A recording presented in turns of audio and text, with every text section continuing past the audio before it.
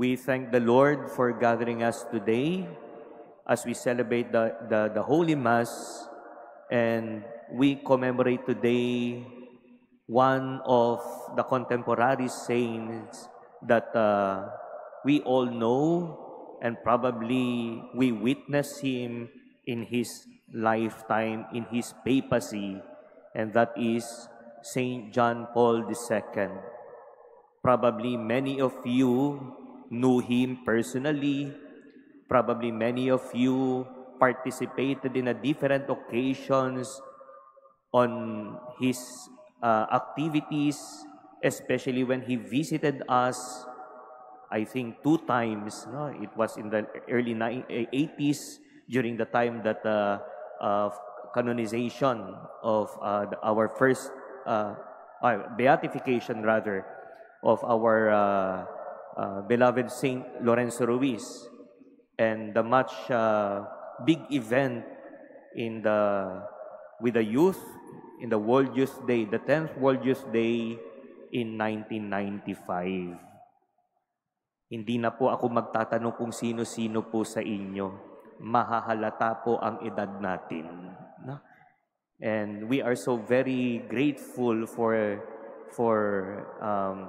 witnessing, at least we have witnessed a person who became saint later on, and that is Saint John Paul II. Personally, I am so privileged to celebrate this Mass in the Manila Cathedral in the feast day of Saint John Paul II, since John Paul II influenced my vocation to the priesthood.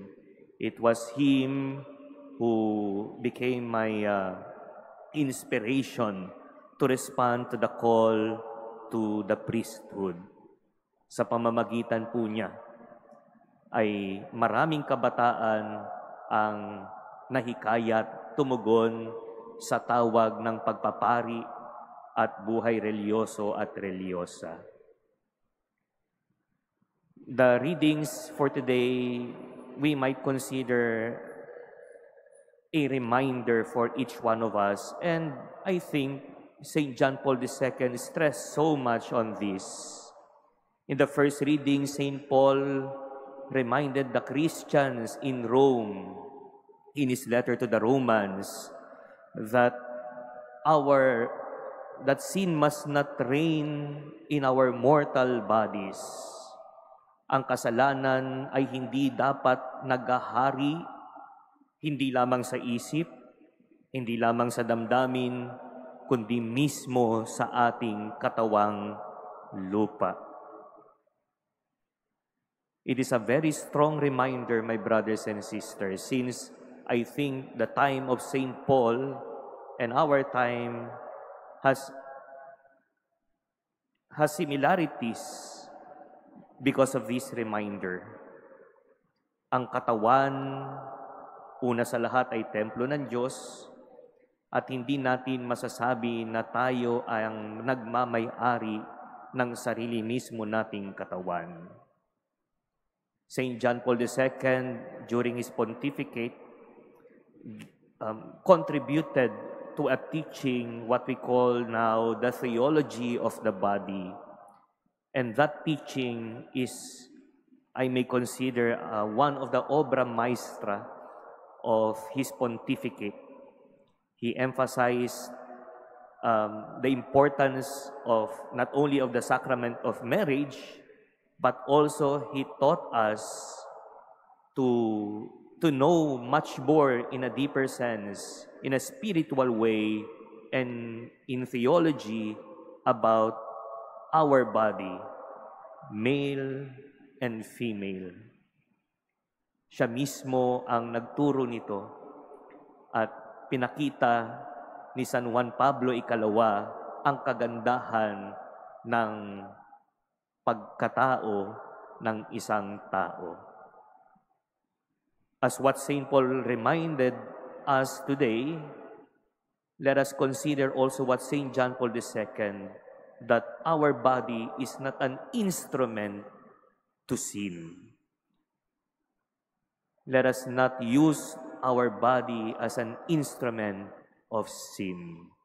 Rather, let us use our body as an instrument of evangelization.